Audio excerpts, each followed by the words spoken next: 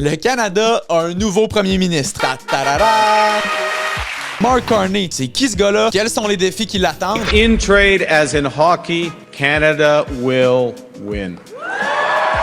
Donc, je pense que c'est évident. Mark Carney, fan de hockey. Check-moi le beau gilet de Connor McJesus. Wow! Il a grandi à Edmonton. Après être allé à l'université Harvard et à l'université Oxford, il a travaillé pendant 13 ans à la banque d'investissement Goldman Sachs. Il a ensuite dirigé deux des plus grandes banques centrales du monde, la Banque du Canada et la Banque d'Angleterre. Après ça, il a travaillé pour des sociétés d'investissement, il a travaillé à l'ONU, il a même été conseiller pour le gouvernement de Justin Trudeau. Bref, il a un CV franchement impressionnant. Ici, tout le monde est pas mal convaincu pour dire que c'est un bon banquier, que c'est un bon gestionnaire. Le défi qui se dresse devant lui maintenant, c'est de devenir un bon politicien. Et laissez-moi vous dire que ça en est tout un défi. C'est la première fois de l'histoire qu'un gars qui a jamais été candidat, jamais été député, jamais été ministre, devient premier ministre. Le gars doit apprendre à devenir un politicien efficace, comment fonctionne le système à l'interne. Il doit aussi s'entourer. Hier, on a appris l'identité des différents ministres qui vont l'appuyer dans son rôle. On sent une volonté claire de sa part de s'éloigner de l'époque Trudeau. Il arrive en poste en plein milieu d'une guerre commerciale avec les États-Unis. Puis en plus, il doit préparer une éventuelle élection qui va être déclenché au courant des prochains jours. Ce qui lui laisse ces quelques jours-là, plus les 5 à 6 semaines que va durer la campagne électorale, pour montrer aux Canadiens ce qu'il y a dans le ventre, puis pour leur prouver qu'il est l'homme de la situation pour défendre le Canada face à Trump. Et un des apprentissages que M. Carney va devoir faire à vitesse grand V, c'est d'apprendre à bien communiquer. Et pour un gars qui est premier ministre un peu remplaçant et qui vise à le rester, ben c'est hyper important d'être capable de communiquer dans les deux langues officielles, particulièrement pour un chef au Parti libéral, parce que pour faire ce cours, les électeurs de l'Ouest ont fortement tendance à appuyer les conservateurs. Et donc, le chemin vers une victoire électorale pour le Parti libéral, ils doivent nécessairement faire des bons résultats dans les provinces de l'Est, dont au Québec. Ça peut être difficile de vendre tes idées aux Québécois si tu maîtrises pas bien leur langue. Des fois, c'est rien qu'un mot, une syllabe, puis tu peux te mettre les pieds d'un plat. Ils s'inquiètent de le coût de la vie.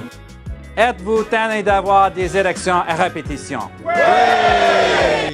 Pendant cette campagne électorale-là, il va y avoir des débats. Les débats, c'est important. Ça va donc être un autre gros défi pour Mark Carney de tirer son épingle du jeu en français contre les autres chefs comme Yves-François Blanchet, Pierre Poilievre, qui ont une maîtrise du français qui est excellente, qui manqueront pas une occasion de faire mal paraître M. Carney si jamais il se met les pieds dans la bouche. Il n'y a pas le monopole sur les affaires bizarres parce que vous venez d'en dire une pas mal, vous aussi. Bref, la cote de popularité de Carney arrête pas de monter depuis qu'il est arrivé sur la scène politique canadienne. Voyons voir si ça se poursuit ou si la réalité de son inexpérience, de la langue et de tous les défis auxquels il fait face va le rattraper. So let me ask you, who's ready? Mais j'espère que toi, tu l'es, mon cher Marc.